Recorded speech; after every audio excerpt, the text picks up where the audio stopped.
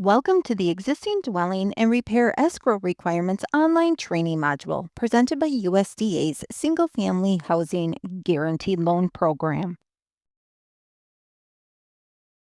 Ensuring a home is free of any health, safety, or structural issues sets the foundation for successful home ownership by avoiding potential financial burdens that could have been avoided before the loan even closed. Repairs are an eligible loan cost and can often be included in the loan amount. This module will assist you in identifying key property requirements and the proper steps to take when repair escrows are needed. USDA can guarantee loans for both new construction and existing homes. Existing dwellings are defined as attached, detached, or semi attached dwellings that have been completed for over 12 months or less than 12 months and previously occupied. These homes must be structurally sound and in good repair, or be placed in good repair with the loan funds. Manufactured homes, while also allowable within the program, do follow some additional criteria for eligibility, which are covered in a separate training. On this slide, we are going to cover inspections and how those impact repairs. Required inspections include certification that the property meets the requirements of the HUD Handbook 4000.1. Typically, an FHA roster appraiser will certify on page 3 of the appraisal that the property meets the minimum property requirements of the HUD Handbook.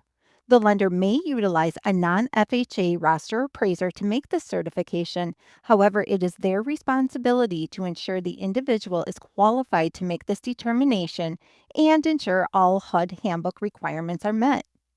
Private well and/or septic inspections are not required for properties that are certified to meet the HUD handbook requirements unless required by the lender, appraiser, an inspector, or local or state law. Water quality tests are discussed on the next slide. Termite and pest inspections are only required if required by the lender, appraiser, inspector, or state law. Thermal standards are not required for existing dwellings. Required repairs are limited to those repairs necessary to preserve the continued marketability of the property and to protect the health and safety of the occupants. Although not required, applicants are encouraged to obtain a detailed home inspection of the property independent of the HUD handbook certification. Even though additional inspections for privately owned wells are not required for properties meeting HUD Handbook 4000.1, well water must be tested for every property that contains a private well. The water quality of the well must meet the requirements of the state or local authority. If the state or local authority do not have specific requirements, the maximum contaminant levels established by EPA apply. The water analysis report must be no greater than 180 days old at loan closing, and the well location must be measured to establish distance from the septic system. The distance requirements of the HUD handbook or the local or state health authority must be met. Shared wells and community wells have additional requirements. See Chapter 12, Paragraph 12.6a of Handbook 1 3555 for those additional requirements. Rural development may issue the loan note guarantee prior to completion of repairs if the following conditions are met. The work to be done does not affect the livability of the home and is not greater than 10% of the final loan amount. There is a signed contract between the borrower and the contractor. Rural development requires an escrow fund of no less than 100% of the repair contract. However, the lender may require additional escrow funds. The closing disclosure reflects the holdback of funds needed for the repair contract. The work will be completed within 180 days. This period may be extended at the discretion of the agency for homes that need exterior repairs but are in an area experiencing inclement weather conditions.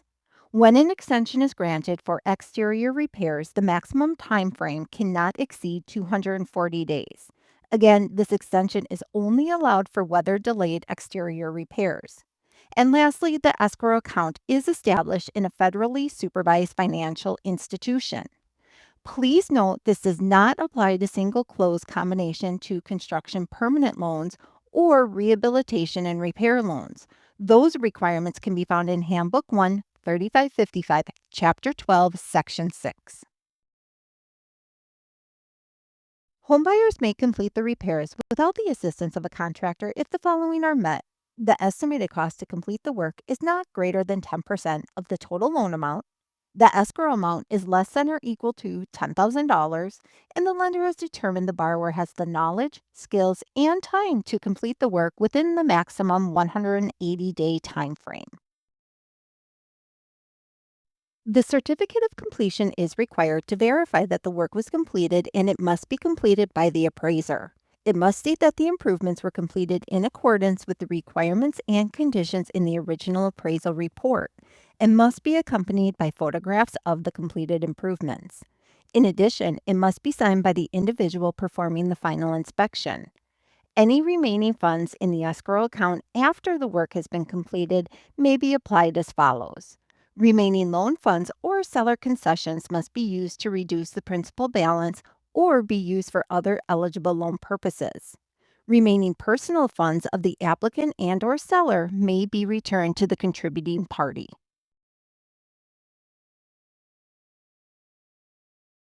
Now we're going to review some FAQs that we have received from lenders regarding repairs and escrows.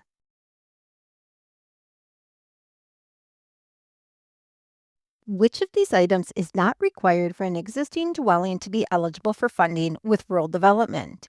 A. Adequate heating. B. Flawless exterior paint. C. Structurally sound. Or D. Functioning wastewater disposal system.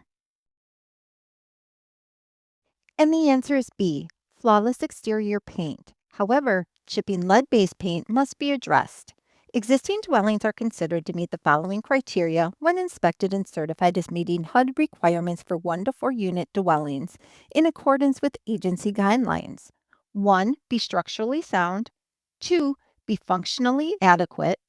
3. Be in good repair or to be placed in good repair with loan funds.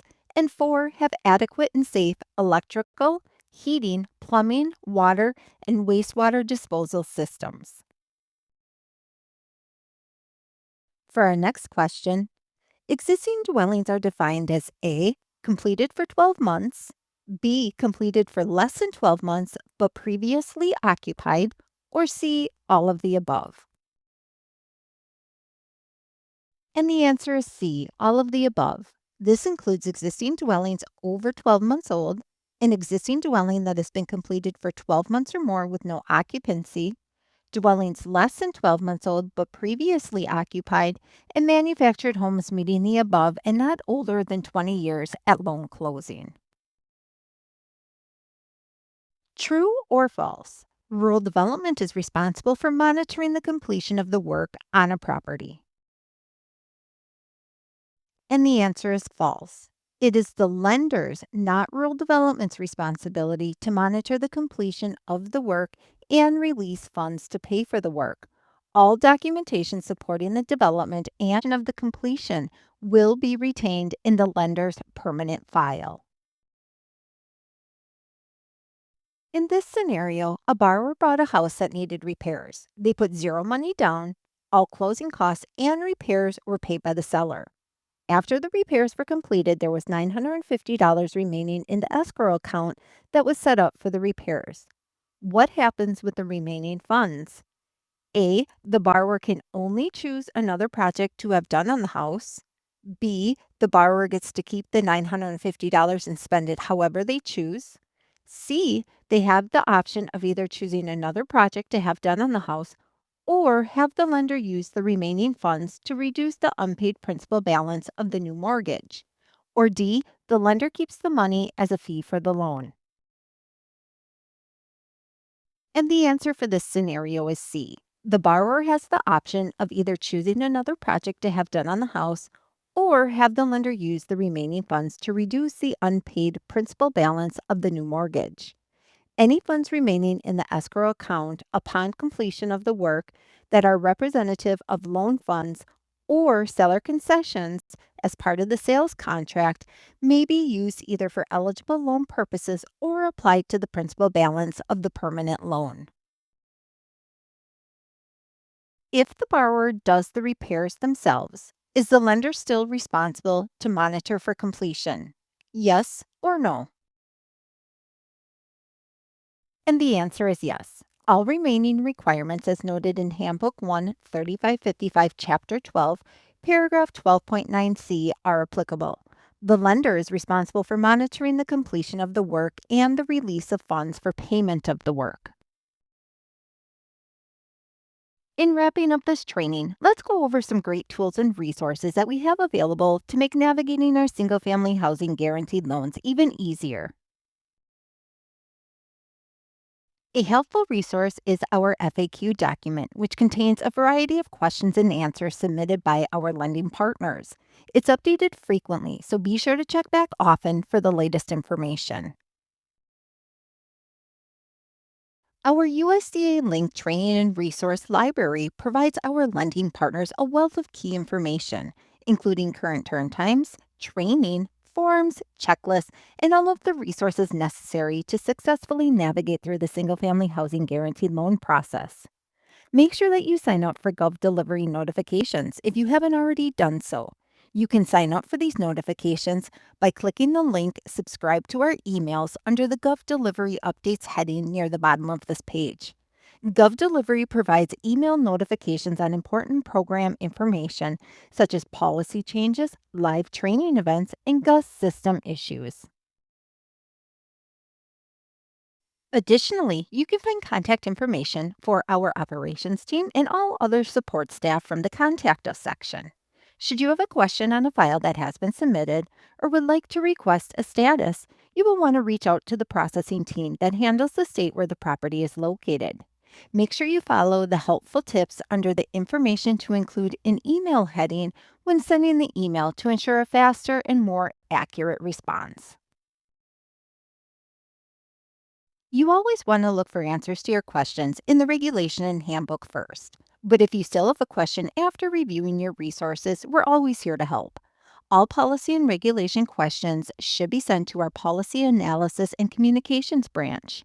If you would like to request additional program training, marketing, or outreach, contact our Lender and Partner Activities branch. For all other questions, please reach out to the appropriate guaranteed loan team. We believe the single family housing guaranteed loan program is a great option for low to moderate income rural home buyers. However, the success of this program depends on the strong partnership we have with our lenders. Thank you for your continued support and commitment to serving our rural communities. This will conclude the training module. Thank you and have a great day.